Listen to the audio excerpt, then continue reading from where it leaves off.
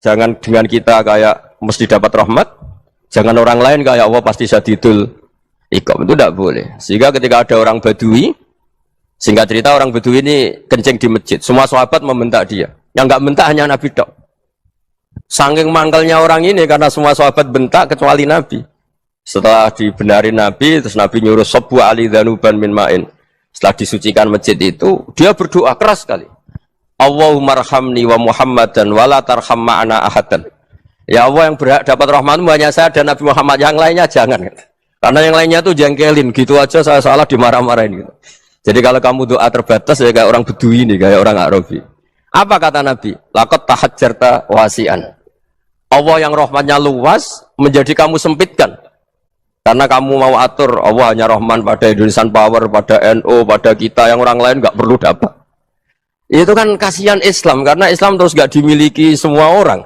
Allah tidak dimiliki semua orang, Rasulullah tidak dimiliki semua orang, karena di NU, di ormas tertentu, di nggak boleh seperti itu. Nggak boleh takhasyar tawasian, kata Nabi, tidak boleh mempersempit zat yang rahmatnya itu luas.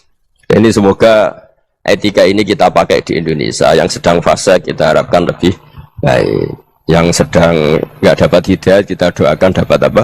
Hidayah. Saya tidak bosan-bosan cerita ini karena ini khazanah kita. Di kitab Nailul Ma'mul itu, di kitab Usul Fiqih, saya berkali-kali cerita ini karena ini untuk menunjukkan bahwa Quran itu liqaumi ya'qilun, liqaumi yatafakkarun. Ada seorang kiai, seorang ustadz, kiai dulu itu emang orang soleh, alim terus jadi kiai.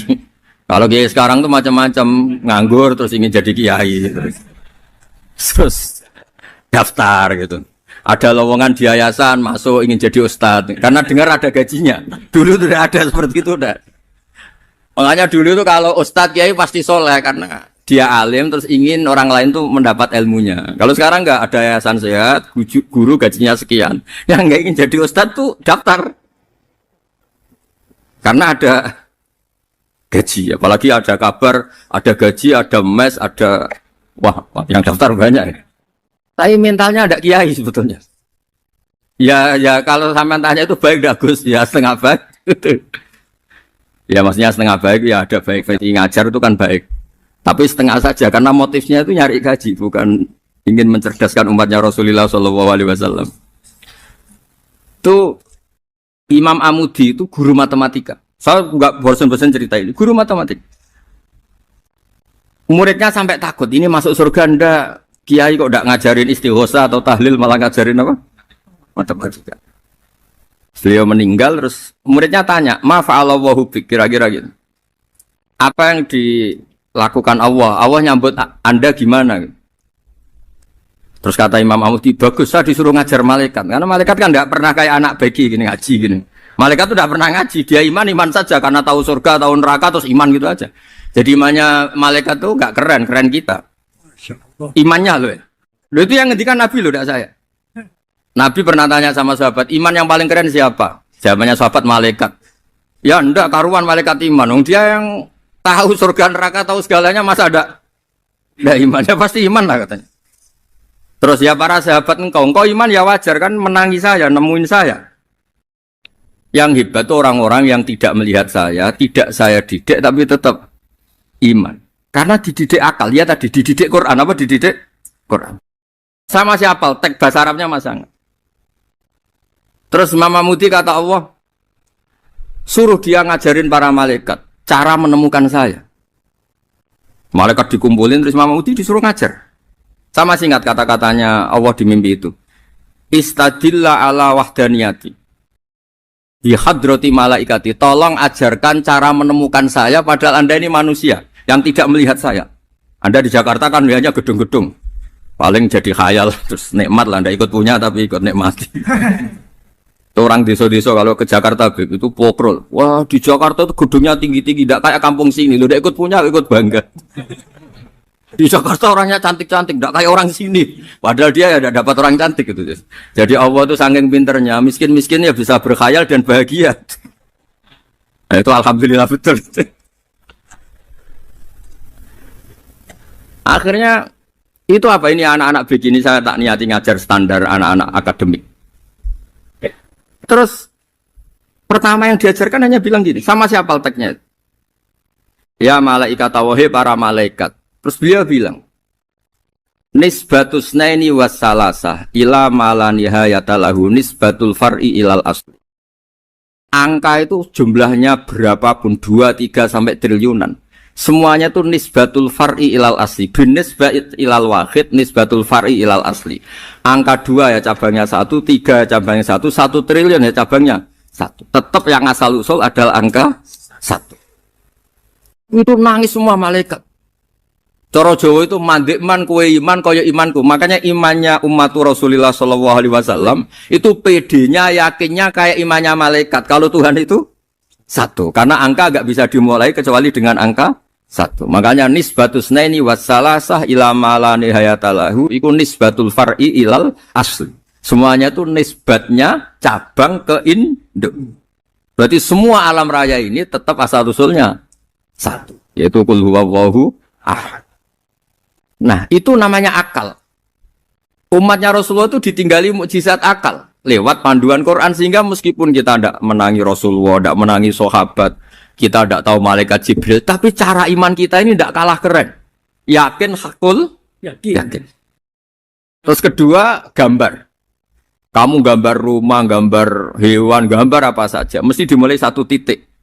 Entah gambar kamu bagus, entah jelek, tetap dimulai 1 titik. Lah titik ini namanya nuqtatul wujud. Semua alam raya dimulai dari 1 titik, yaitu nuqtatil wujud. Makanya Quran dimulai bismillah, dan bismillah itu dipilih sama Allah pakai pertama ba itu ada titik. Itu kata semua ulama. Itu titik itu singkatan dari bi kana makana wa bi yakunu mayakun. Karena saya semuanya ada. Bi itu karena saya. Jadi makanya santri-santri beki tidak usah bayangkan kamu jadi wali terus bisa terbang ke Mekah, tidak usah.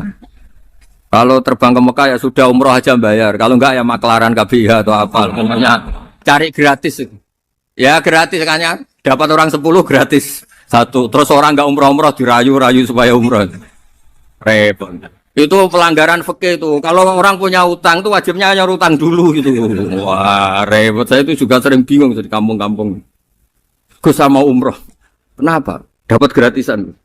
Minta uang saja buat nyaur utang. Enggak boleh. Wah, secara fikih yang wajib itu nyaur utang bukan umroh. Enggak boleh Gus diminta uang, enggak boleh, harus umroh. Udah gitu saya ini bingung Gus mau umroh. Enggak nikmati. Kenapa? Disuruh ngajar Gus. Repot semua kalau ibadah mergawe ya jadi bingung semua. Ya saya mohon anak-anak BK semua yang seneng Quran itu harus seneng sampai kayak saya sehingga tahu mencari Tuhan dengan cara tauhid yang berbasis akal itu sedzahir imannya malaikat. Jika di kelasmen iman itu manusia ulul ilmi, kita-kita yang nekuni ilmu itu nomor 1 prakteknya. Karena nomor 1 itu Allah karuan kan, syahidah Allah kan gak tertandingi, syahidah wa annahu la ilaha illallah. Terus wal malaikatu, malaikat kan karuan karena langsung menyaksikan surga. Dan ketiga apa? Wa ulul ilm. Berarti prakteknya kan nomor 1. Kalau kompetitornya semuanya manusia, ulul ilmi nomor berapa? 1 kan? Nah nomor 3 kan dari Allah, malaikat, ulul ilm. Berarti kalau kompetisinya antar manusia nomor berapa? 1 kan? Nah kenapa ulul ilmi di nomor 3 kan tapi dari Allah, malaikat, ulul. Kerennya kayak apa? Karena cara iman ulul ilmi itu enggak ada ragunya sama sekali. Kamu ragu enggak kalau 2 itu cabang dari 1, asalnya 1? Enggak pernah ragu kan? Semua gambar seruat apapun dimulai dari 1 titik, ragu enggak? Enggak kan? Nah, imannya umatnya Nabi karena dipandu oleh Quran itu seyakin itu, sehakul yakin itu. Nah, itu terus Jubair bin Mut'im jadi iman. Am khuliqu min ghairi syai'in am humul khaliq. Terus kata Allah lagi, kalau kamu tidak percaya saya yang bikin langit bumi ya gampang dong. Kamu saja yang ngomong kalau kamu yang bikin. Paling orang sepakat kamu stres. Terusannya ayat gitu, am khalaqus samawati wal ardh. Kalau kamu tidak yakin Allah yang bikin, ya silakan Anda klaim saja kalau kamu yang bikin langit bumi. Bala yukinun. Kamu juga gak mau kan dibilang stres. Ya, ini ngaji ilmu dulu, nanti bagian terakhir ijazah. Bismillahirrahmanirrahim. Ini riwayatul Bukhari. Haddatsana Abdullah bin Yusuf, haddatsana Les, haddatsana Sa'id al-Maqburi an-Nabi Hurairah radhiyallahu anhu qala an-Nabi sallallahu alaihi wasallam. Ma minal anbiya'i nabiyyun illa qad u'tiya minal ayat ma mithluhu amana alaihil bashar. Wa innama kana alladhi utituhu wahyan awhahu wa ilayya fa arju an akuna aktsarahum tabi'an yaumal qiyamah. Dados kita tahu semua nabi itu punya mukjizat. Ya, semua nabi itu punya apa? Mukjizat. Mukjizat itu hal yang luar biasa yang memastikan manusia itu tidak bisa menyainginya atau menandinginya. Dan rata-rata mukjizat nabi dulu itu fisik. Misalnya ontanya Nabi Soleh itu kan onta tapi keluar dari batu, itu kan aneh. Aneh sekali. Atau tongkat Nabi Musa bisa simsalabim mengeringkan laut apa? Merah. Semua nabi itu punya mukjizat dan semuanya berbentuk fisik. Kecuali mukjizatul Rasulullah Shallallahu Alaihi Wasallam itu berupa Al-Quran. Al-Quran itu konsep ilmiah. Terus kata Rasulullah Shallallahu Alaihi Wasallam, tapi saya karena Quran itu justru berharap pengikutku besar dan sampai hari kiamat. Sekarang kita logika ya. Andaikan kamu punya tongkatnya Nabi Musa, kalau kamu suka uang, kepikirannya dijual apa dipakai? Kalau kamu suka uang, dipakai. Kalau kamu ahli suudon itu pikirannya ndak, ini asli ndak. Karena yang melihat di Turki itu ya sebagian gitu. Kalau yang suka perdukunan itu bayangkan tuh miliknya. Mungkin dipakai ngakali orang atau apa, pokoknya bayangkan tuh miliknya. Kalau yang kolektor pikirannya itu nanti ini laku berapa. Tapi kalau peneliti mungkin pikirannya itu ini asli apa enggak? Bukti aslinya apa? Repot lah. Lagi pula kalau kamu punya utang terus mau apa? Istri kamu marah mau apa? Kalau pakai tongkat. Nah, beda dengan mukjizatnya Quran itu semuanya apa? Ilmiah. Orang yang sedang harmonis dengan istri bisa pakai ayat di antara ayat-ayat Allah itu apa? Wa ja'ala bainakum mawaddatan Nanti kalau ditakdir cerai, saya tidak menyarankan cerai. Kalau ditakdir cerai, itu masih dimotivasi sama Allah. Wa iya tafarraqa yufnillahu kullam min saati. Jika suami istri itu cerai, jangan-jangan suaminya dapat istri lebih baik, istrinya nanti dapat suami lebih baik. Jadi yang masa lalunya dianggap prahara. Kan banyak orang suaminya meninggal ketika nikah lagi ditanya, kangen sama suami pertama, alhamdulillah ini lebih baik. Padahal suaminya yang meninggal itu berharap istrinya ini kangen, ternyata dia sudah syukur dapat suami yang lebih baik. Jadi Quran itu menunggui kita ila yaumil qiyamah. Kita tidak bunuh diri, itu ya barokahnya Quran. Karena problem apapun kita dinasihati apa sabar, apa dinasihati sabar. Kan nggak mungkin kamu pegang tongkatnya Nabi Musa punya masalah apa saja ngelihat tongkat, bisa apa tongkat? Tapi kalau Quran kan nasihat, solusi. Makanya Nabi berharap dengan Quran ini, saya berharap pengaruh saya, pengikut saya terbanyak ila yaumil ya. Terus beliau dikomentari begini sama ini Fathul Bari, sarahnya Bukhari. Al-muradu anna mu'jizatil anbiya in qaradat binkiradi a'sorihim. Falam yusyahidha illa man hadaraha. Problem mukjizat nabi-nabi dulu itu kan fisik. Sehingga yang tahu kalau Nabi Soleh punya unta yang ajaib, itu yang tahu ya hanya yang hadir saat itu. Yang tahu kalau tongkat Nabi Musa bertuah, itu juga yang tahu hanya yang hadir saat itu. Selebihnya tahu tongkat ya di museum. Tapi kalau Quran menjadi solusi, menjadi panduan, menjadi pegangan itu ila yaumil qiyamah. Kita beri contoh ya, Quran panduan yang paling gampang misalnya begitu. Dulu ini cerita ya. Dulu itu ada orang kafir cerdas namanya Jubair bin Mut'im. Itu saking pinternya dia, pinter juga tokoh. Itu sebagai delegasi pembebasan Asra Badrin. Jadi tawanan-tawanan perang Badar itu mulai dulu ya ada negosiasi mau dibebaskan. Terus orang-orang kafir ini menugaskan namanya Jubair bin siapa? Mut'im.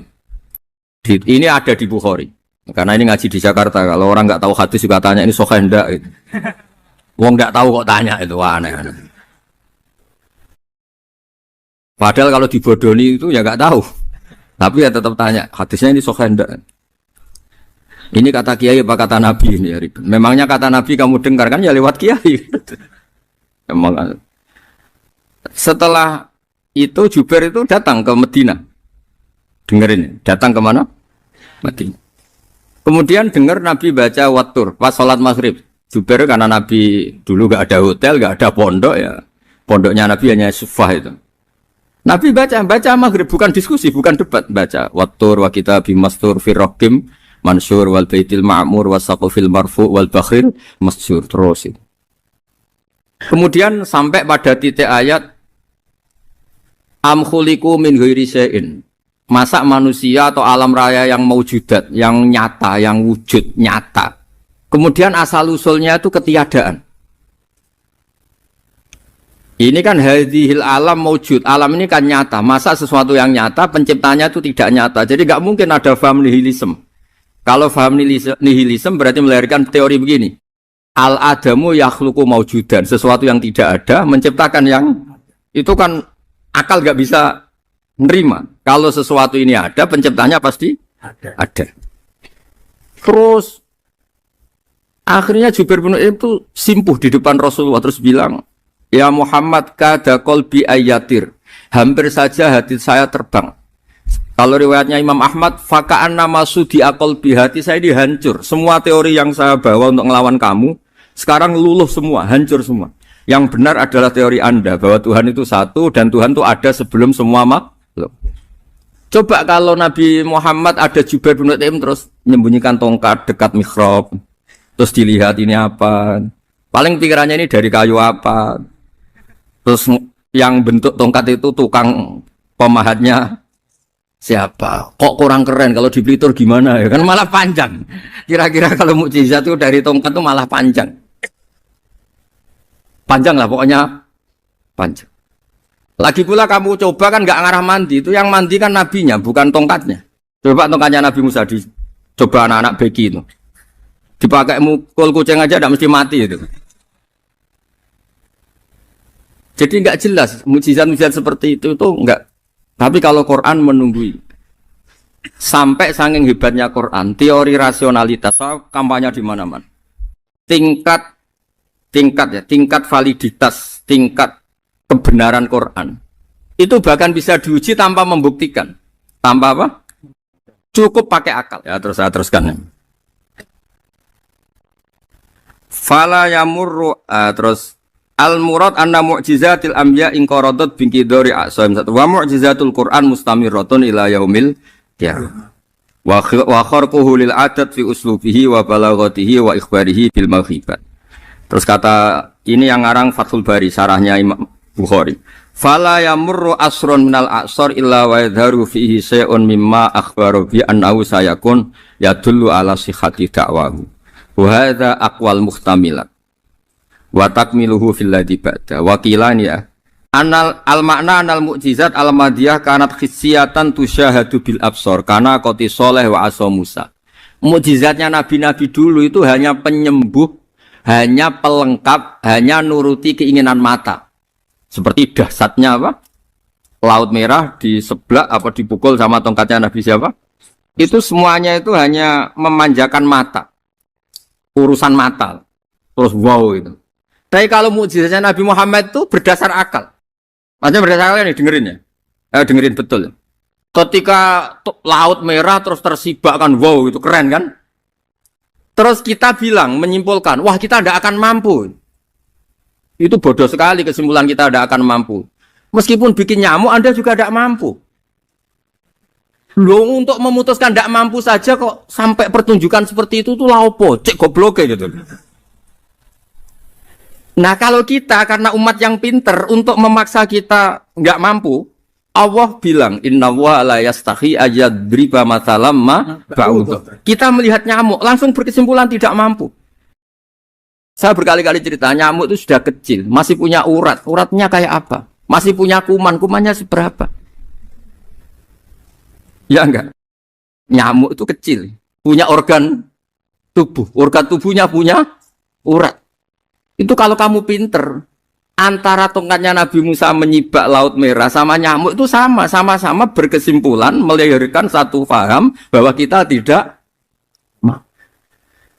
Loh, untuk memaksa tidak mampu saja kok nuju pertunjukan ada onta keluar dari batu, Nakotu soleh, ada tongkat yang bisa mengeringkan laut. Cek goblok ya. Lah kita alhamdulillah ada jenis goblok yang seperti ini. Untuk ikrar bahwa Allah itu hebat ala kulli syai'in, cukup lihat nyamuk, kagum kan? Sudah ada usah bikin hidup. Saya berkali-kali mencontohkan. Para pemahat tak suruh bikin patung gajah itu mampu. Tak suruh bikin patung nyamuk kalau bisa. Nyari materi dari apa coba? Gampang mana bikin patung gajah sama patung nyamuk? Gajah, makanya Allah bikinnya contoh itu untuk ijaz itu pakai nyamuk, bukan pakai gajah. Itu kalau ustadz-ustadz yang agak jorok malah contohnya nyamuk, Gus. Itu kecil. Itu kayak apa? Di dalamnya dia hamil. Itu anaknya kecil lagi, telurnya kecil lagi, itu gimana itu cara bikin ini? Makanya di sini ada kitab Itqan, itu komentarnya itu lucu. Ini kitab Al-Itqan karangannya Imam Suyuti. Ini persis komentar saya tadi yang kata Imam Suyuti, pengarang kitab Itqan. Wa ya imma khissiyah wa imma akliyah. Jadi mukjizat itu ada yang fisik, bisa dilihat indra, panca indra, bisa dilihat akal. Wa aktsaru mu'jizati Bani Israil kanat khissiyah li baladatihim. Biladatu goblok, wa qillati basairihim. Dasar wong goblok. Mukjizat kok ngenteni sing wow. Maksudnya dasar wong untuk ngakui Allah hebat saja kok nunggu hal-hal yang seperti itu gitu. Paham gitu? Mergo likil latin apa aklihim. Wa aksaru mu'jizati hadil ummah akliyatun li farati dzakaihim wa kamali afwahihim. Dan mukjizatnya umat ini semuanya berdasar akal karena sudah cerdas. Jadi andaikan kita melihat tongkatnya Nabi Musa menyibak Laut Merah dengan melihat nyamuk, kesimpulan kita sama. Sama-sama wow, sama-sama keren, sama-sama memastikan kita tidak mampu. Makanya terus Quran menerangkan kita wa ma min dabatin fil ardi wala ta'iri yatiru bi janahihi illa umamun amsalukum. Jadi keseharian kita lihat burung kok terbang. Itu sudah ayatun min ayatillah. Paham ya? Terus niki itu bangga ditunggoni napa Quran, nggih ditunggoni napa Quran. Wa mu'jizatul Quran tusyahadu bil basirah fayakunu mayatabi'u li ajlihi aksar. Terus li annal ladzi yusyahadu bi ainir ra'si yang qaridu bingkiradi musyahidi. Sesuatu yang tampilan dahsyatnya itu disaksikan mata, maka itu bisa habis.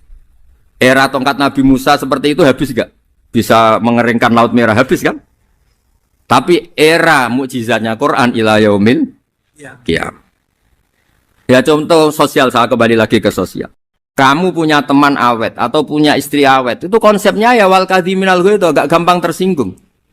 Coba kalau kamu setiap tersinggung putus, setiap tersinggung habis, kamu tidak punya teman, tidak punya istri. Sampai kita awet seperti ini, kalau kecewa ya wal kadhiminal ghaidh, ngempet. Termasuk saya ini, biasanya ngaji khusus terus baca gini ya kecewa. Tapi barokahnya diwarai Quran wal kadhiminal ghaidh, ngempet Gus, ngempet. Terus kecewa sama teman, kenapa tidak putus? Karena wal afina aninna, sudah kalau kecewa maafkan.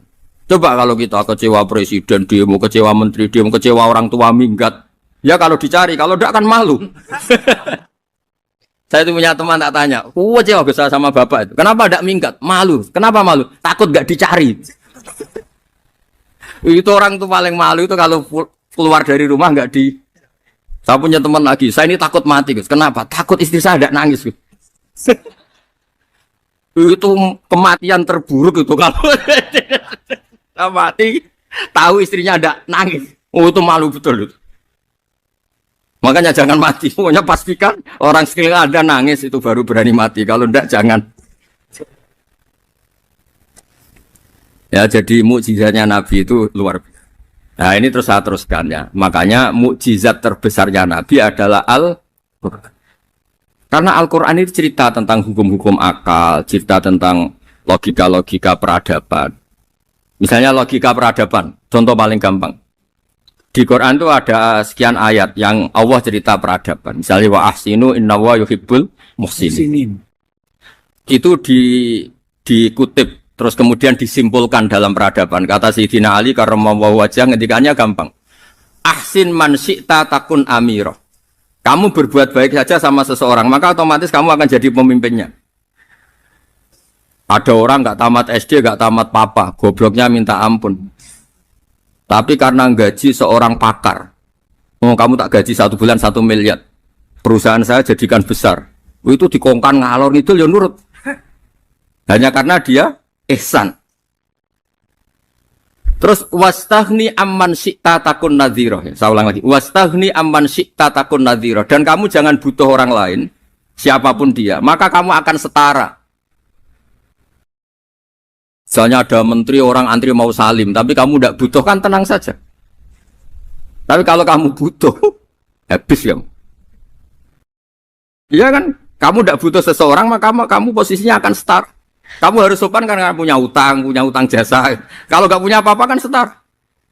Iya enggak? Misalnya kamu jajar rektor atau jajar menteri, jajar apa saja. Kalau kamu tidak punya utang kan, kamu jajar menteri tidak punya utang. Sama jajar satpam tapi punya utang, takut mana?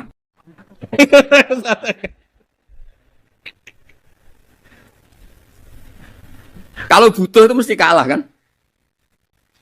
Ada pejabat misalnya nggak begitu cantik sama perempuan cantik yang kamu butuh ingin dicintai, takut mak. Padahal nggak jelas orang ini pangkatnya apa, nggak jelas. Jadi dalam hukum sosial itu kata Sidina Ali, wastaghni aman syi'ta takun nadhira. Kamu jangan butuh seseorang maka kamu akan setara. Terus yang terakhir, wahtas ilaman syi'ta takun asiro. Asiro pakai sin. Dan silahkan butuh seseorang maka kamu akan jadi budak dia.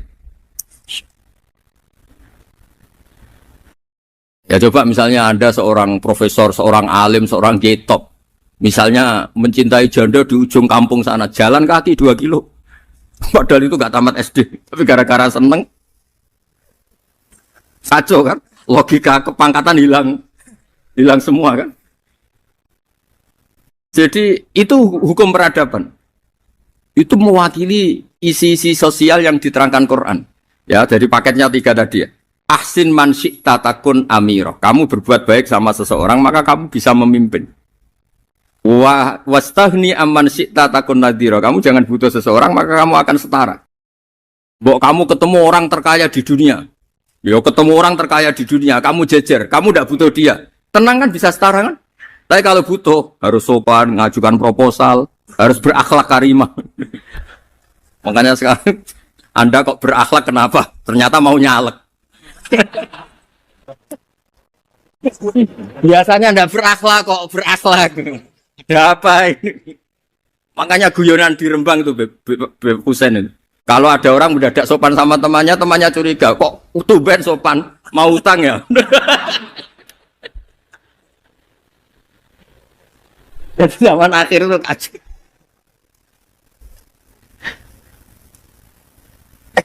Ya di semua daerah gitu ya sama Pak Rektor ya. Kalau ada teman biasanya nggak sopan kok sopan, itu temannya curiga. Ini Pak Rektor UI ini kok tumben sopan, ada apa ya? Karena di mana-mana orang butuh itu pasti beretika. Kamu punya teman paling berdua, kalau mau utang berakhlak gak? Atau misalnya kamu punya adik cantik terus punya teman berdua, kalau cinta adik kamu berakhlak gak? Biasanya nggak sama sekali nggak berakhlak. Gara-gara butuh menjadi berakhlak.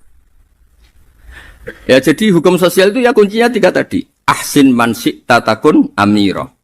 Wastaghni amman syi'ta takun nadhira. Terus wahtas ila man syi'ta takun asira. Kalau kamu butuh seseorang pasti kamu dibikin hina. Asir itu tawanan. Nah, Quran itu bicara sosial itu lengkap. Dan itu yang nunggui kita. Kita punya tetangga yang kurang baik, ya seneng. Punya tetangga baik, ya seneng. Kata Imam Syafi'i, saya berkali-kali cerita. Kok seneng semua Imam Syafi'i? Ya bagus lah. Kalau yang seneng saya enak lah. Dijak jagongan, dijak ngopi enak. Yang nggak seneng saya, gak ngarah utang. Uang itu nak, kamu punya tetangga, gak seneng kamu. Aman kan? Aman. Gak akan pinjem uang kan, pinjem mobil. Uang gak seneng kok. Makanya Imam Syafi'i itu kalau ngedikan luar sana, diceritain orang. Ya Aba Abdillah bagiannya, ya Aba Abdillah orang itu gak seneng kau, bagus lah. Loh kenapa bagus? Waman asa'a ilaika faqad atlaqaka. Orang yang gak seneng kamu maka membebaskan kamu. Gak akan pinjam uang, pinjam mobil, gak akan ganggu waktu kamu kan gak seneng. Justru yang seneng-senengi masalah pinjam terus. Imam Syafi'i itu orang yang anggap dunia itu selesai. Ada yang cerita, ya Aba Abdillah, orang yang tadi cium tangan engkau, yang hormat engkau, di luar maki-maki engkau, ngerasain engkau, ngata-ngatain engkau. Ya bagus lah. Kok bagus gimana? Berarti saya wibawa, depan saya tidak berani. Berarti saya wibawa, di depan saya tidak berani. Berarti itu makomnya sudah kulillah, sumadarhum fi khawdihim, yal'abun, sudah dunia itu selesai, sudah agak penting semua. Nah itu kalau kamu anak-anak beki ahli Quran sudah ayatnya kulillah sumadarhum fi khawdihim yal'abun, sudah lihat Allah saja agak penting, makhluk-makhluk itu makhluk semua agak penting, sepenting Allah. Nah kita ini ditunggoni mukjizat seperti itu. Bayangkan misalnya kita ditunggoni tongkatnya Nabi Musa, saya ngajar di sini terus ini tongkat, terus nanti yang tanya, Gus itu kayu apa Gus? Nanti yang kolektor tanya itu harganya berapa Gus? Teruwet apa? Terus yang ahli suudon itu asli gak Gus? Wah. Yang ahli suudon kan mesti tanyanya gitu, itu asli enggak Gus? Repot-repot pokoknya. Tapi kalau Quran kan jelas. Jadi Allah ngendikan marojal bahro ini napa yal taqiyan, dua mata air itu dipertemukan, itu banyak muara sungai itu bermuara teng napa laut. Kados kali Kapuas, kali pundi-pundi ini sawangane bermuara teng laut. Yal taqiyan di sawangane ketemu. Tapi itu semua hanya firoil apa? Ini dalam pandangan Allah. Kulo nate banyak ngaji tenggene kitab-kitab karangan Imam Rozi. Imam Rozi itu ulama tafsir besar ingkang menjelaskan posisi Quran sebagai wahyu yang berkarakter bahasa. Jadi Quran ini wahyu, dia mesti bener. Tapi piye wae Quran itu bahasa. Niki rungaken ya. Jadi Quran piye wae napa? Bahasa. Jadi mungkin sampean gak kaget. Mungkin sampean gak kaget wong imane sampean ikan mokong, ora wati paham lah iman apa mokong. Tapi kok anak putune sampean kok iso janggal mbek Quran. Nak generasine kula jenengan ra iso jawab, kok anak putune jenengan ora iman mbek Quran. Iman raturan, jadi gak diilmiah. Contohnya ngeten nggih. Ketika banyak ilmuwan itu bisa dari orang Islam piyambak, dari orang Barat, baik itu sekuler, orientalis, Kristen, Katolik, macam-macam. Ketika banyak ilmuwan itu penemuannya lebih diakui secara ilmiah ketimbang tulisan-tulisan agama, itu kan menimbulkan keguncangan. Ndadekno iman iku oleh. Misalnya ngeten sing terkenal. Mungkin jenengan sering pireng. Nabi nate dawuh bulan itu ning langit ketiga. Nah, sering ingin ning langit keberapa? Enggak terus terakhir langit terakhir itu sing digoni Jibril. Okay. Terus ketika wonten berita bahwa para NASA Amerika itu bisa naik bulan, rata-rata kiai desa dulu gak percaya. Nabi Muhammad sing nabi nak munggah ning bulan tak pamit mbek Jibril ngono ae ora mesti dibukakno ngenteni diintegrasi saiki sapa Muhammad mbek sapa Jibril dibukakno. Itu satu contoh. Kula dek dalu ngaji kalian santri-santri kula terangaken.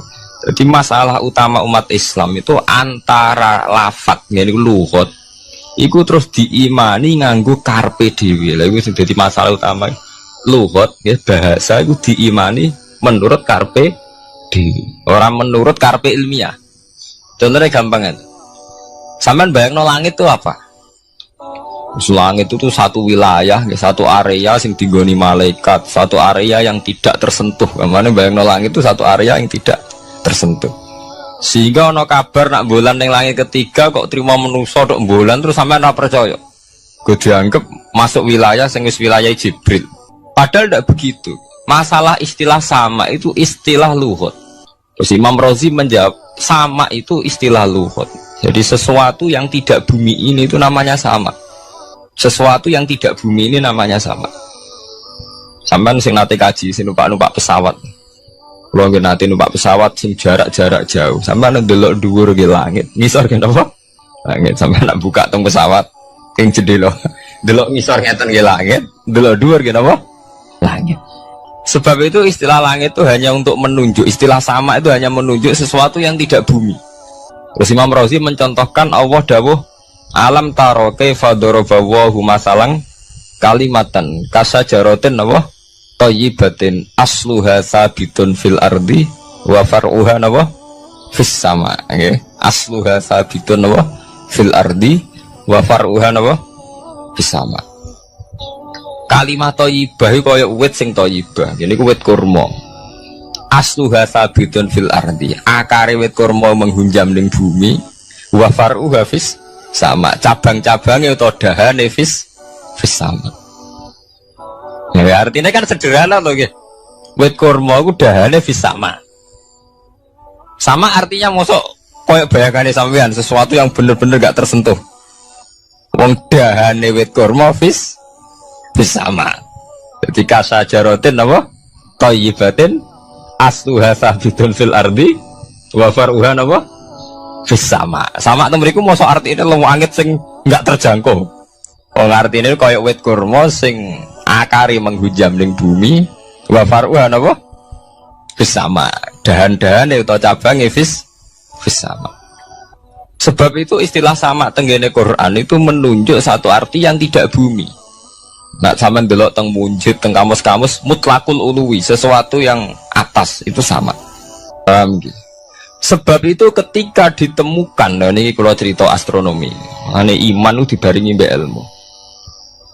Nak cara ilmu falak, cara ilmu astronomi, bumi itu kan berputar. Ketika kita di atas, kita ngalami siang. Ketika kita di bawah, kita ngalami malam.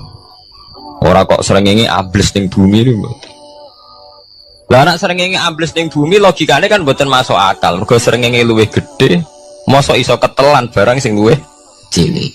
Nah, tapi kenapa istilah-istilahnya kok hatta idza balagha maghribas syamsi wajadaha taghrubu fi ainin hamiatin.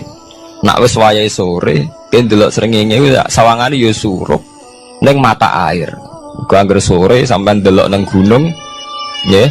Nak sore sampean teng gunung, sampean delok srengenge sawangane ambles teng laut. Wajadaha taghrubu fi ainin hamiyah. Lah itu jalan keluarnya apa ya? Kayak Imam Suyuti ini fi ra'yil aini sawangane.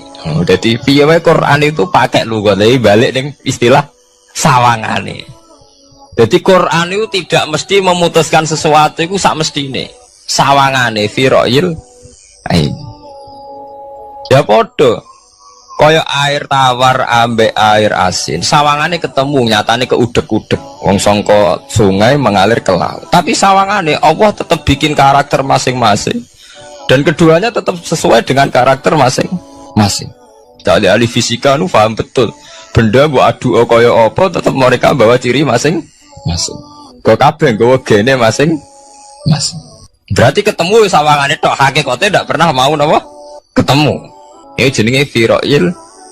Sebab itu banyak ayat-ayat yang terjawab oleh teori firo'il ini. Ini ku sawangan. Jadi ini ku masalah-masalah ilmiah yang bisa menjawab beberapa kejanggalan, yes.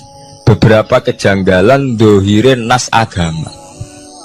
Zaman kudu faham mereka banyak sekarang misalnya kayak manusia itu ketika bisa deteksi janin.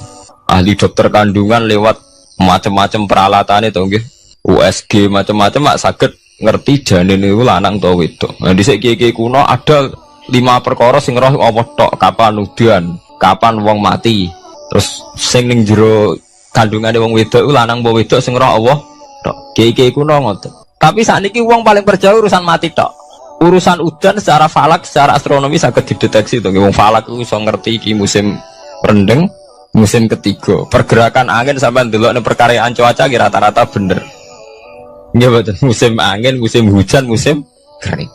Secara ilmiah gini wong gini setelah kita nentukan orang lanang wedok ning gone kandungan wedok manusa roh sing roh wedok sing mari keliru sampai nentokno lanang wedok. Wong apa mau dawuh wa ya lamu mafil arham. Hanya Allah yang tahu apa yang di rahim.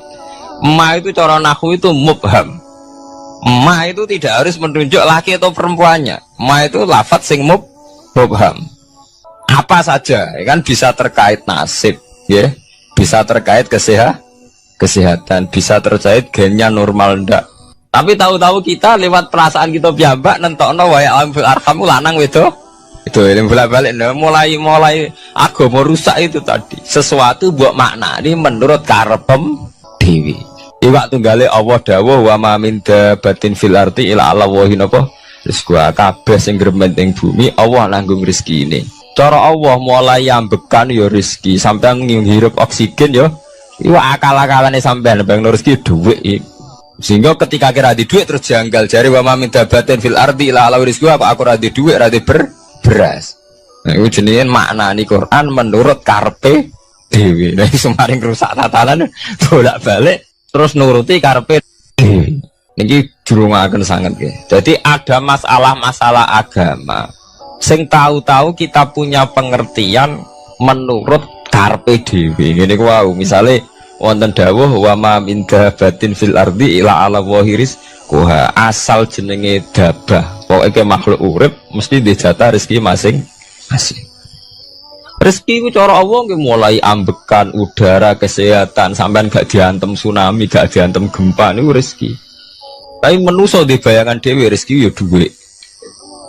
Duwe beras kathah. Nak panen kathah. Tapi manusia itu pengetahuannya manusia mulanya jari pengiran wa kanal insanu zaluman jaulah manusia ujung-ujungnya itu ya zalim ya bento. Jadi jaulan itu jahil itu maknanya bento. Nak jaulan banget bento nih. Lah kok mboten bento sepundi? Ketika sampean nganggep rezeki ku artine duwe akeh, pangeran ngelingno duwe akeh kowe setruk ya ora iso nikmati. Ya sumpah. Nggih mboten. Ketika kowe bayangno rezeki ku beras akeh apa-apa akeh. Terus kowe kecelakaan utawa duwe penyakit-penyakit apa Yesus. Sebab itu Allah ngendikan masalah rezeki itu masalah potensi kecelakaan. Makanya Allah ngendikan tentang surat Isra itu manusa eling-elingno nganggo teori potensi. Afa amintum ayakhsifamikum janibal barri. Allah ngelingno kowe kok ning bumi ngrasa aman, iso wae ujug-ujug ana tsunami. Iso wae ujug-ujug ana gempa. Misalnya kayak saiki selamat, iso wae kapan-kapan ra selamat. Sampai tenggene surat Isra itu diulang-ulang. Afa amintum ayakhsifabikum janibal barri aw yursila alaikum qasfam min khasifam di bulan bal ini. Kowe kok ngerasa aman ning bumi, iso wae setiap saat kowe kena angin liung, kayak angin belitung. Kowe ujug-ujug kena macam-macam, kena tsunami, kena gempa. Lah teori ini yang sing dadekno manusa iku syukur. Sakjane kita umpama anut Quran iku urip ku yo gampang syukur tapi yo ora gampang kebablas. Manusa ora ngoten to nggih, numpak pesawat sawangane rawan kecelakaan. Nak tengok-tengok ning omah sawangane akeh selamat. Lah wong Aceh pas ning omah kabeh kena tsunami sedina 100.000 ludes. Nggih betul. Tapi manusa kedikte jahule bentone wae. Sawangane kecelakaan ana numpak pesawat. Nak numpak adam air sawangane kecelakaan. Nak ora sawangane selamat. Lah wong Aceh ning omah kabeh kena tsunami entek. Yang Jogja ning omah kabeh kena gempa 5.000 bablas. Ini jenis jahula, menurut saya akeh bentone. Begitu juga menyangkut hal-hal yang lain. Mulai Allah ngelingno. Ya tuh galerian sederenge era tsunami Aceh, sampean bayangno wong kerem ning laut, nggih mboten. Saiki entek teori kerem ning laut. Wong Aceh ning darat kabeh. Mati nek kerem manusa bento. Yang saking bentone nyongkone jenenge kerem ngenteni ning laut. Pangeran ngelingno jare sapa? Tsunami ya, kerem tapi ning darat, nggih mboten. Jadi pangeran ngelingno bolak-balik. Kalau nate ngaji teng Jogja ngoten.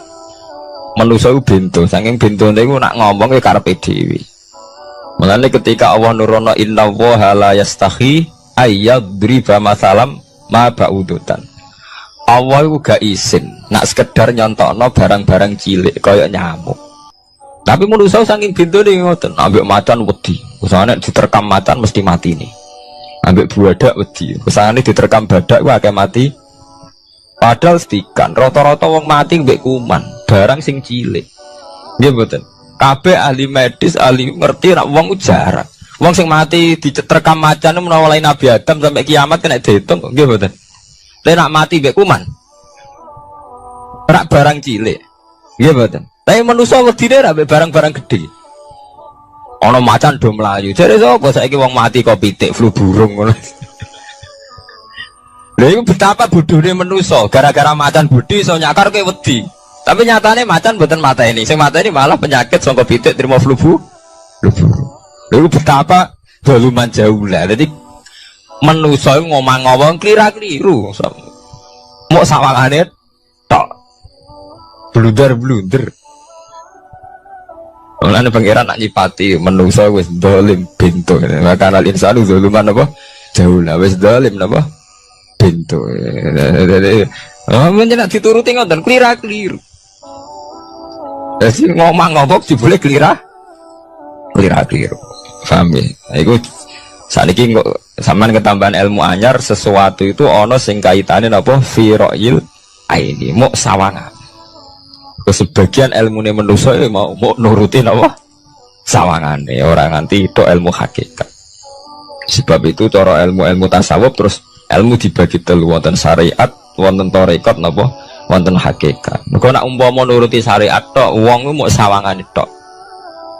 Ya sawangane wis salat wis sujud.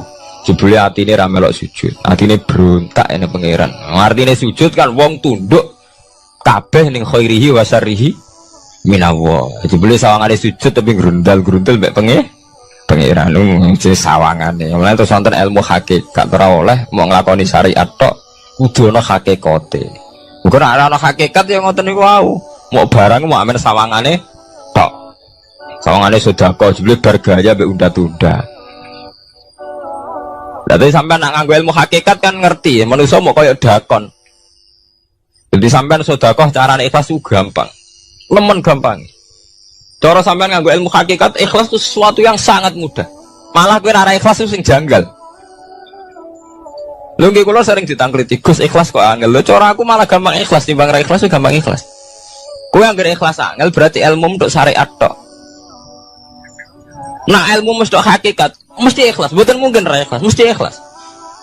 Misalnya ngeten, kula niku gadah dhuwit 10.000. Nggih, cek dhuwit, cek ilmu, cek derajat, gadah dhuwit 10.000.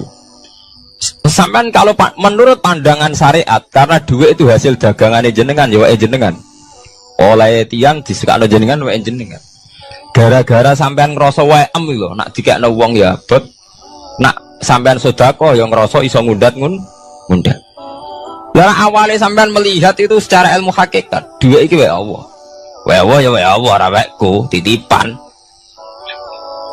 Dikekno wong ya wae Allah dolanan mau ning nggonku, saiki ning nggone ndekne kan selesai kan. Mulane jare hikam kula nu tak kenang jan hikam. Cara hikam wong ra ikhlas bentuk-bentune wong. Engko cara hikam logikane gampang. Jadi hikam motivasi ikhlas nu nganggo ilmu hakikat gampang. Ngeten redaksine. Kaifatat lubul ajro mimman huwa muhtihi ilaika. Utekem lu betakok ndi? Kok njaluk opah mbek wong sing ngeki hadiah ku piye? Contohnya ngeten iki, sampean tak kei dhuwit 1 juta. Tak kei. Sampean tak kon dagang. Bareng tak kon dagang sukses badi. Bareng badi yo opah ning aku. Kan lucu to nggih, wong sing ngeki hadiah kok malah dijaluki opah. Jare hikam wong Islam itu iman, iso sholat sebab taufike Allah, iso haji sebab taufike Allah, kita iso ibadah sebab taufike Allah. Lho bareng awang ngeke taufik kok dijaluki opah. Lho wak nuntut opah ambek wong sing ngekeki. Lho iku lucu ta ora lucu? Masuk akal ta masuk akal? Jadi sajane gampang supaya kowe salat ikhlas yakin ya Allah salat kula sebab kersane jenengan. Nggih pun apa yo opah wis isin lho dikek hadiah salat pira-pira to. Sing mareke nuntut mergo GR ujub. Wah aku iso salat. Nek iso salat berak swarga lho ujub. Berarti bolak-balik kenapa kita ikhlas susah? Mergo awale ilmu mbok kawal ilmu syariat. Nek cara ke awale cara melihat ilmu hakikat ikhlas ku gampang. Iya betul. Lha mboten kuwi ya dikenan. Gampang kudu ikhlas jenengan mbek ilmune kula. Sampeyan rasakno sih. Dadi ikhlas kudu dimulai kok ilmu hakikat sih. Iku gampang. Kayak kula misalnya mulang, ya Allah jenengan negdir kula ngalim, negdir kula saged mulang. Berarti jenengan maringi kula saged ibadah. Selesai kan? Lan nuruti syariat.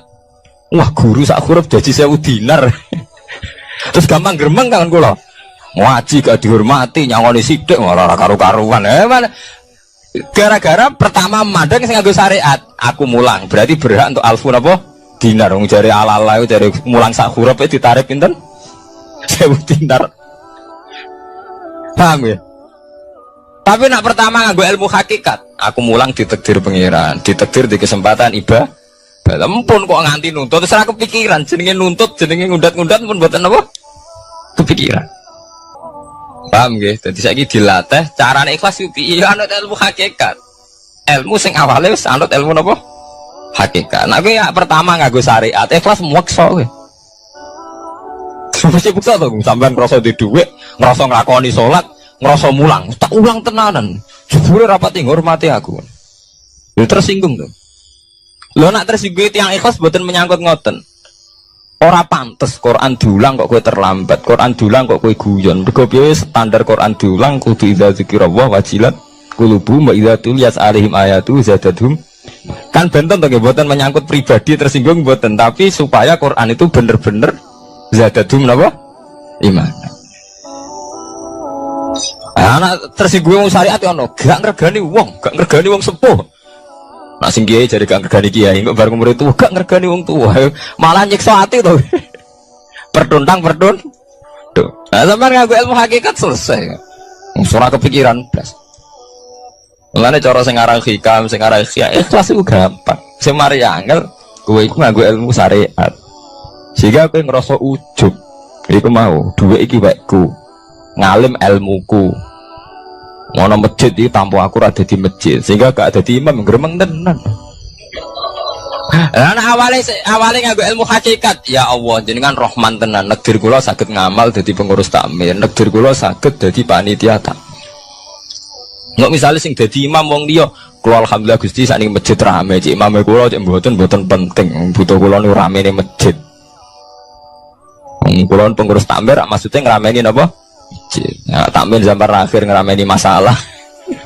Jadi masjid tetap gak rame, masalahnya apa? Rame kan maksudnya takmir masjid itu ngerameni masjid tuh, bukan ngerameni masalah apa? Masjid. Paham ya? Berarti fi ra'il aini ing dalam pandangannya berikut. Bainahuma barzakun. Bainahuma iku tetep ing dalam antarane bahro ini. Bainahuma iku tetep ing dalam antarane bahro ini barzakhun utawi pembatas. Hajizun. Mau mun kula terangaken. Dadi hakikate antarane air tawar mbek air laut itu ada hajiz, ada faktor karakter masing-masing enggak saling terganggu. Fabi ayyi ala rabbikum mongko kelawan dine pira-pira rahmate pangeran loro ira tu kadibani gorono sira loro. Yakhruju min humal lu'lu wal marjan. Yukhraju bil bina lil maf'ul. Jadi sebagian qira'an itu diwaos yukhraju min huma. Bil bina lil maf'ul wal fa'il lan fa'il berarti diwaca yakhruju min humal lu'lu wal marjan. Kadang diwaca yukhraju. Ai min masmu'ihima tegese saking kumpulane bahro ini. Aso diki kang beneri bi ahadima kalan sejine bahro ini wa te wahid wa al milku iku segoro asin. Apa sing metu al-lu'lu wal marjan? Al-lu'lu apa mutiara? Wal marjan lan perhiasan. Khirzun ahmar au sigharul lu'lu. Wis wae gampangnya nama-nama mutiara. Fabi ayyi ala rabbikuma tukadziban. Nah ini cobalah jadi etika kita, muhasabah kita. Jadi muhasabah itu cara berpikir kita set, kita pikir ulang. Ternyata semangatnya seorang nabi itu wastaghfir lidzambika walil mu'minun. Semangatnya itu memintakan ampun. Orang ahli tafsir tahu semua kalau nabi itu tidak mungkin dosa. Jadi itu khitabun nabi wa urida bihi ummatu, itu khitab nabi, tapi yang dimaksud itu umatnya, karena nabi tidak akan mengalami dzambun, tidak akan mengalami dosa. Sekarang enggak, kadang-kadang kita ini kalau orang lain salah itu semangat. Kalau di perusahaan ada teman salah, apalagi miran salah itu seneng. Barokahnya salah bisa ganti kan gitu. Mungkin di dunia tokoh juga gitu, barokahnya ada tokoh salah, kita yang jadi populer sendiri. Tidak boleh seperti itu. Kita harus salimus sodri di jami'il muslimin. Jadi ini harus dilatih. Saya tadi matur sama Habib Ahmad, latihan kita jadi hidup. Nabi itu kalau resep jadi wali itu kata Nabi gampang. Kata Nabi, kalau kamu ingin disenangin Allah, ya sudah. Kalau kamu asbahta wa amseta gini-gini, perasaan kamu, kata Nabi, jangan punya perasaan ghil sama orang muslimin. Itu sudah wadzalika min sunnati. Makanya Nabi ngendikan la yablughni ahadun an ahadin sayan. Ada yang baca la yuballighni ahadun an ahadin sayan. Seseorang jangan melaporkan ke saya tentang salahnya yang lain. Fa inni akhruju ilaikum wa ana salimus sadri. Karena saya ingin ketemu sampean semua dalam keadaan salimus sadri, tidak punya perasaan apa-apa.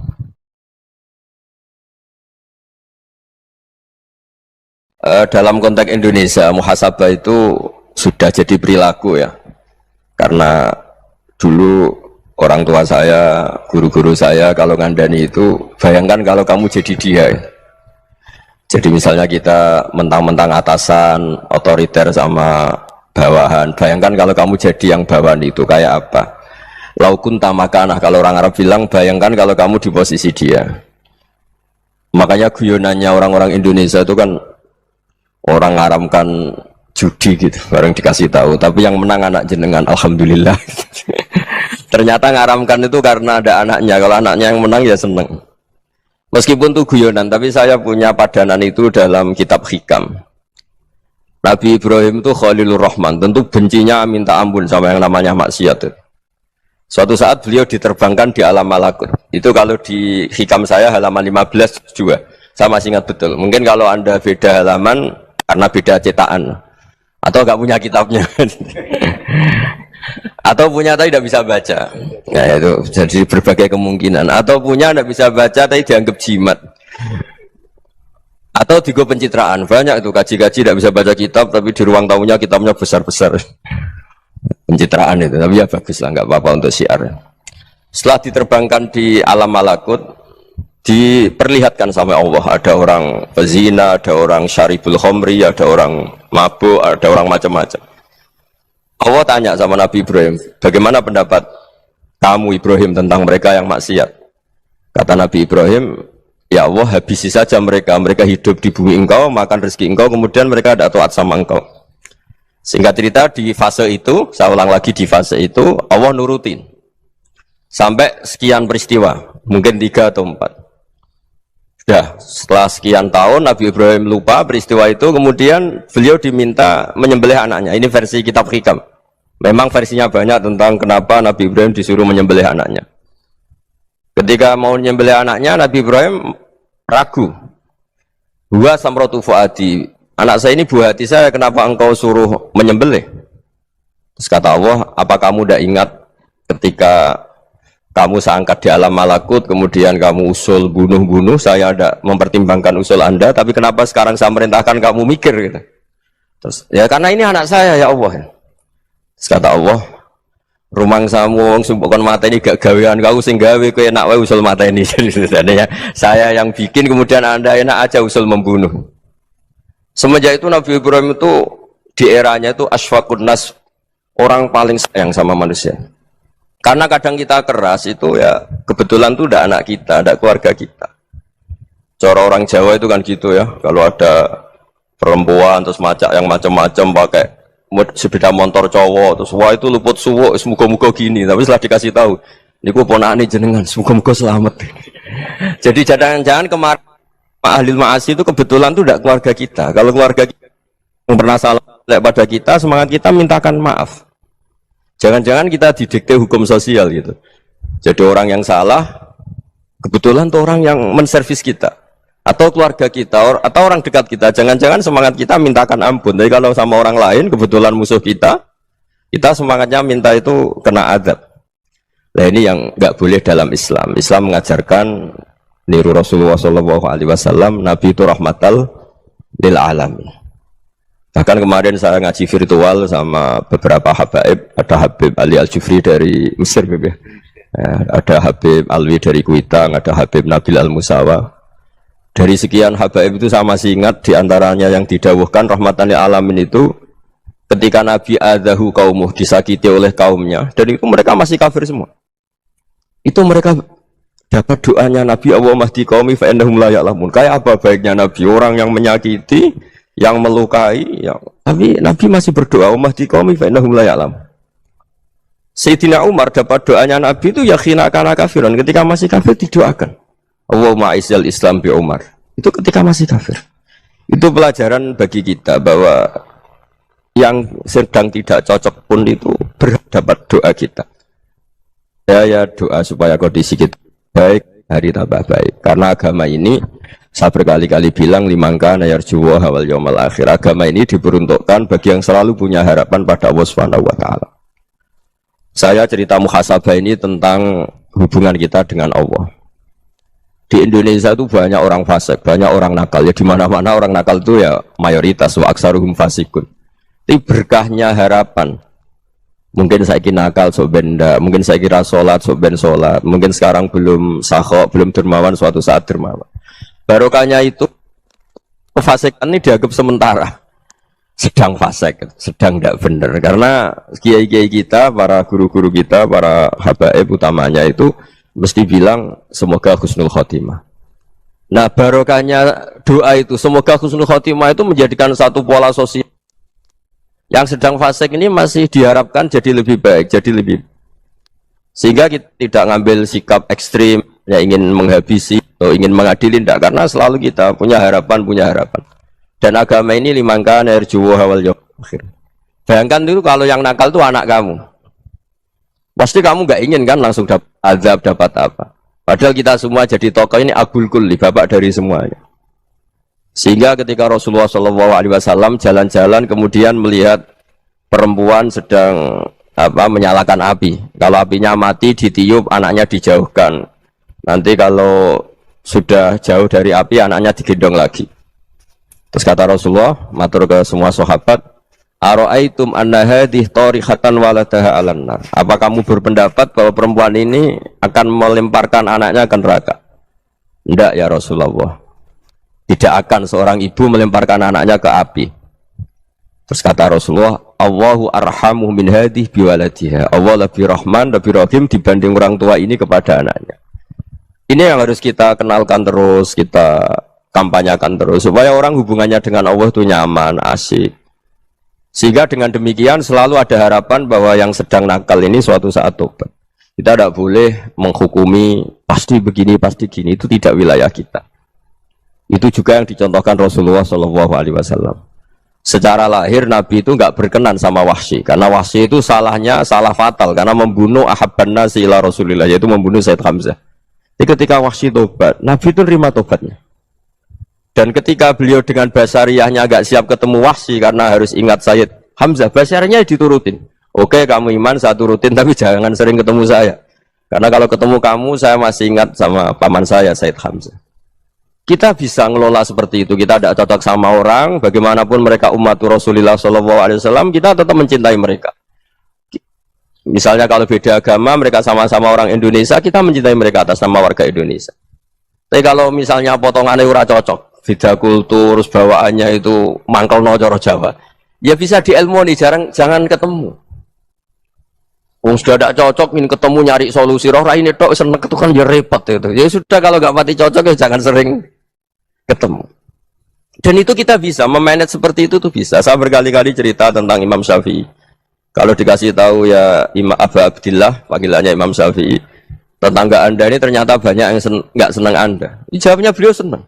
Ya bagus kalau nggak senang saya, ndak utang saya katanya. Jadi gara-gara sampean seneng aku ngatur aku ini kan. Nah, mungkin sampean rasa seneng kan ya enak. Jadi hidup itu dianggap happy. Kalau seneng ya teman silaturahim, kalau nggak seneng ya nggak bakal utang gitu. Baru kaya seneng itu nggak ganggu. Gitu. Jadi dulu itu orang bisa ngelola seneng nggak seneng itu bisa. Karena ada kearifan hubungan dengan Allah Subhanahu wa Ta'ala. Hidupnya selesai karena masyghul bi dzikrillah. Mereka sibuk dengan Allah. Makanya kata ulama-ulama tasawuf, kamu jangan melihat manusia perilakunya, tapi kamu juga harus ingat yang gerakkan semua itu Allah Subhanahu wa Ta'ala. Dengan demikian kita faroh, kita senang. Makanya Nabi kalau ngutus Anas bin Malik kemudian nggak kesampaian yang diinginkan karena Anas main, ketika garwa-garwani Nabi agak tersinggung, Nabi andikan Allah menghendaki yang saya inginkan kesampaian, pasti itu kesampaian. Jadi dianggap kegagalan Anas nggak manggil yang dituju Nabi itu ya kersane Allah, ya enteng saja. Sayyidina Ali lebih parah lagi yang dialamin. Itu dalam beliau kalau dipanggil tuh nggak cepet-cepet ke sana. Ketika ditanya, kenapa kamu tak panggil nggak cepet ke saya? Amin tuh ukubatak. Karena aku tahu kau orang baik. Orang baik itu pemaaf. Jadi makanya orang-orang soleh dulu itu bodoni itu. Makanya sekarang kalau ada orang bodoni itu mesti beda orang soleh. Kalau orang-orang soleh itu kakean husnudzon lagi sering dibodonin. Abdul bin Umar itu masyhur itu. Kalau ada budaknya sering sholat, sergap sholat itu dimerdekakan. Akhirnya nggak sholat pun pura-pura sholat. Akhirnya juga dimerdekakan. Ketika ditanya, kenapa engkau merdekakan? Padahal mereka sholatnya menipu engkau, kata pembisik-pembisik itu. Man khoda'ana lillah in khoda'na lah. Dia nipu atas nama Allah, berarti saat tertipu juga atas nama Allah, gak masalah dong, semuanya demi Allah Subhanahu wa ta'ala. Jadi ketika kita mensifati Allah Ta'ala itu ghafir, Allah pemaaf. Jangan kamu nggak fair untuk diri kamu nyifati Allah ghafir, pada orang lain Allah kamu sifati syadidul iqab. Jadi Allah kamu atur, kayak MC tadi ngatur saya. Jadi Allah itu apa? Kalau pada saya ghafir, kalau pada musuh saya syadidul iqab. Itu tidak fair. Kalau Anda punya harapan kepada Allah karena Allah Rahman Rahim, Allah ghafir, sebenarnya Allah pada musuh kita ya bisa saja Allah ghafir, bisa saja Allah Rahman Rahim. Sehingga kita melihat orang lain yang kita tidak cocok itu ya enteng saja. Itu min ummati Rasulillah sing tanaluhu syafa'atu, tanaluhu sa'atu rahmati, tanaluhu fair. Jangan dengan kita kayak mesti dapat rahmat, jangan orang lain kayak Allah pasti syadidul iqab. Itu tidak boleh. Sehingga ketika ada orang Badui, singkat cerita orang Badui ini kencing di masjid, semua sahabat membentak dia. Yang enggak bentak hanya Nabi tok. Saking mangkelnya orang ini karena semua sahabat bentak kecuali Nabi. Setelah dibenarin Nabi, terus Nabi nyuruh sabbu ali dhanuban min ma'in. Setelah disucikan masjid itu, dia berdoa keras sekali. Allahumma arhamni wa Muhammadan wa la tarham ma'ana ahadan. Ya Allah, yang berhak dapat rahmatmu hanya saya dan Nabi Muhammad, yang lainnya jangan. Karena yang lainnya tuh jengkelin, gitu aja saya salah dimarah-marahin gitu. Jadi kalau kamu doa terbatas ya kayak orang Bedui ini, kayak orang Arabi. Apa kata Nabi? Laqad tahajjarta wasi'an. Allah yang rahmatnya luas menjadi kamu sempitkan. Karena kamu mau atur Allah hanya rahman pada Indonesian Power, pada NU, pada kita, yang orang lain nggak perlu dapat. Itu kan kasihan Islam, karena Islam terus nggak dimiliki semua orang. Allah nggak dimiliki semua orang, Rasulullah nggak dimiliki semua orang, karena di NU, di ormas tertentu, di nggak boleh seperti itu. Nggak boleh takhasyar tawasian, kata Nabi, nggak boleh mempersempit zat yang rahmatnya itu luas. Ini semoga etika ini kita pakai di Indonesia. Yang sedang fase kita harapkan lebih baik. Yang sedang nggak dapat hidayah kita doakan dapat apa? Hidayah.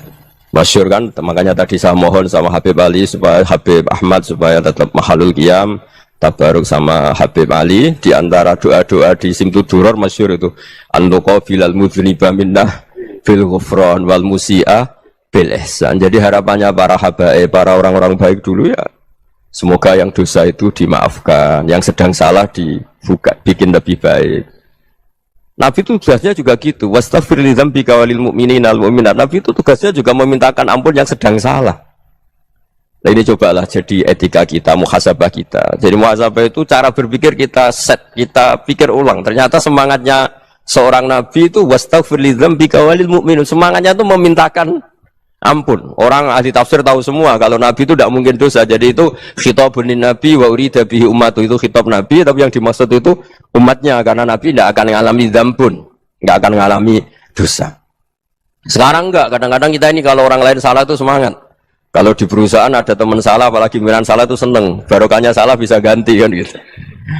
Ya, jadi kalau mungkin di dunia tokoh juga gitu, barokahnya ada tokoh salah, kita yang jadi populer sendiri, tidak boleh seperti itu. Kita harus salimus sodri di jami'il muslimin. Jadi ini harus dilatih. Saya tadi matur sama Habib Ahmad, latihan kita jadi hidup. Nabi itu kalau resep jadi wali itu kata Nabi gampang. Kata Nabi, kalau kamu ingin disenangin Allah, ya sudah. Kalau kamu asbahta, amseta, gini-gini, perasaan kamu, kata Nabi, jangan punya perasaan ghil sama orang muslimin. Itu sudah wadzalika min sunnati. Makanya Nabi ngendikan la yablughni ahadun an ahadin syai'an.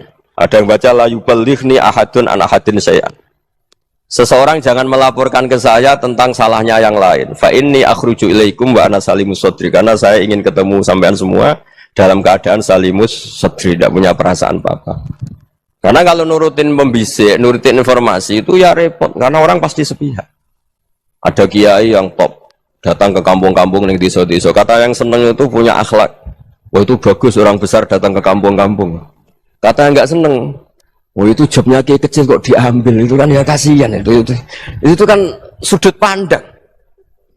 Makanya saya sering bilang, akal kita ini cukup untuk mentasdik Rasulullah SAW. Meskipun perasaan kita kadang orang Jawa itu beda. Saya berkali-kali bilang sama peneliti dari Jogja, kenapa sih Gus para nabi itu kok poligami istrinya banyak? Nabi Dawud katanya itu berapa? Nabi Sulaiman malah jumlahnya agak terbatasin. Nabi Muhammad itu paling sedikit. Saya tanya gini, perempuan itu orang lemah, jadi kalau nolong orang satu gimana baik? Kalau nolong orang dua ya lebih baik, ya sudah kira-kira seperti itu. Paling tidak akal kita masih tahu, kalau orang baik, itu kan mesti baik. Nolong orang satu baik, nolong orang dua ya lebih baik, nolong orang tiga lebih baik. Tapi kalau kamu orang nggak baik, satu saja kamu terlantarin, kamu miskinkan, kamu ya tinggal ukur kan. Kalau orang baik, nambah baik. Tapi kalau orang buruk, tambah buruk. Nah itu akal. Akal kita bisa menganalisis kenapa sih nikah itu ada yang poligami, ada yang enggak. Ya sudah, ukur saja diri kamu. Misalnya kayak saya elek keriting, rabi terus, memperbanyak wong elek, orang perilaku netok, raine dadi elek kabeh gitu. Tapi nak kowe ku ganteng, alim, ganteng, sugih, anake ganteng-ganteng, berhubung kowe saleh ahli swarga kabeh, mertua yo bangga karena karir kamu meyakinkan, ini mertua kamu aja gak bangga mau nambah. Ipar gak bangga, mertua gak bangga, desa kamu yang kamu wayai juga gak. Beda dengan Nabi ketika nikah Juwairiyah itu gak ada pernikahan sebarokah Nabi dengan Juwairiyah itu. Azharu Rasulillah, di situ habis perang banyak tawanan gara-gara jadi besanya Nabi langsung dibebaskan semua karena Azharu Rasulillah. Sekarang besanya Kanjeng Nabi. Dulu Abu Sufyan mangkelnya bukan main sama Nabi, gara-gara putrinya dinikah terus langsung jadi. Kalau kamu kan enggak, nikah satu, nikah lagi, satu kampung musuh kamu.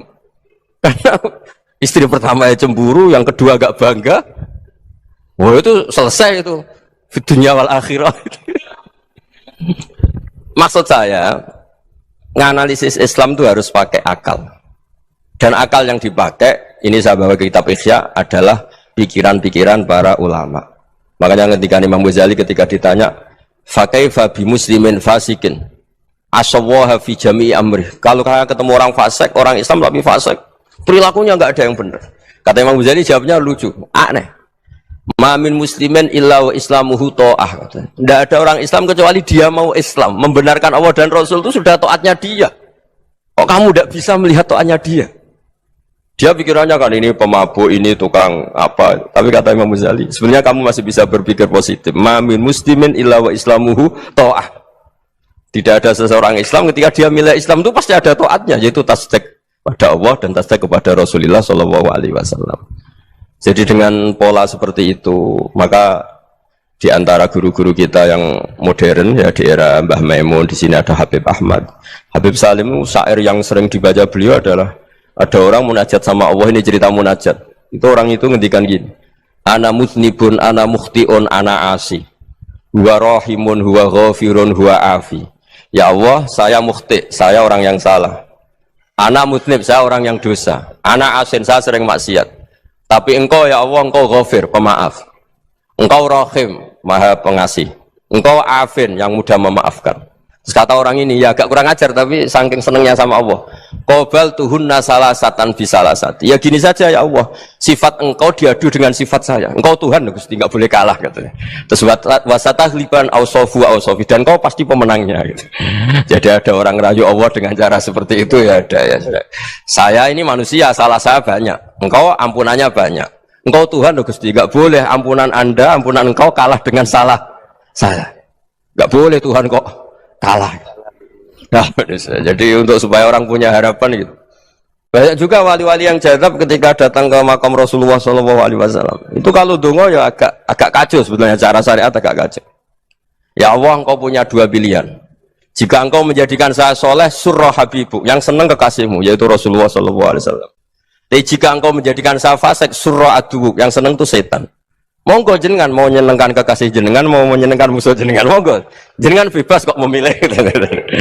Nah, mestinya Allah ya senang menyenangkan kekasihnya. Jadi ya, intinya Allah dipaksa untuk menjadikan dia orang soleh gitu. Jadi kayak kemarin itu Pak Bus siapa yang kesini itu yang sama jenengan kuliah kesini itu sama Habib Ahmad. Saya pertama nggak mau, lama-lama Habib Ahmad ini gimana Gus, orang tahunya saya dekat jenengan, kalau nggak kasih saya waduh ini kayak doanya wali yang tadi. Nggak punya pilihan, nggak ada pilihan ini. Jadi saya mohon muhasabah itu dimulai cara berpikir. Makanya di sini sebetulnya teks ini supaya dapat barokahnya Ihya. Ini kitab yang disenangi para habaib, para ulama. Sebetulnya teks di muhasabah itu redaksinya gini ya, yang lengkap. Hasibu anfusakum qabla an tuhasabu wazinuha qabla an tuzanu wa tahayya'u lil ardil akbar. Jadi ada kata wazinu, jadi ukur. Perilaku Anda ini diukur, ditakar. Misalnya kita sebagai suami kan ya punya hal-hal yang kita tidak ideal. Cara orang Jawa mesti pesek. Cara rezeki ya pas-pasan itu. Dan kita juga kalau makanya nggak boleh tanya istri begini, apa saat cinta pertama Anda? Pasti Anda kecewa. Orang jadi istri hanya korban terakhir itu. Sudah. Karena orang kalau ngelamar kemana-mana gak jadi, yang jadi istri itu pasti korban terakhir itu. Jarang istri pilihan pertama, jarang. Ayo semua yang nikah. Rata-rata itu pilihan Anda pertama Pak, dari sekian ditolak di mana-mana terus. Ya perempuan terakhir. Kamu juga korban terakhir gitu. Itu wali-wali dulu kalau ngandani kita itu sederhana. Antal ini masyhur diceritakan Habib Zain bin Sumit dalam kitab Al-Manhajus Sawi. Antalam tajid min nafsika kullama turid. Fa kaifa turidu min ghairika kullama turid. Kamu yang ingin ideal saja, kamu tidak menemukan pada diri kamu untuk menjadi ideal. Kamu kan ingin ganteng, ingin punya uang banyak, ingin perilaku Anda sempurna. Anda saja yang punya keinginan tidak bisa mewujudkan keinginan Anda sendiri.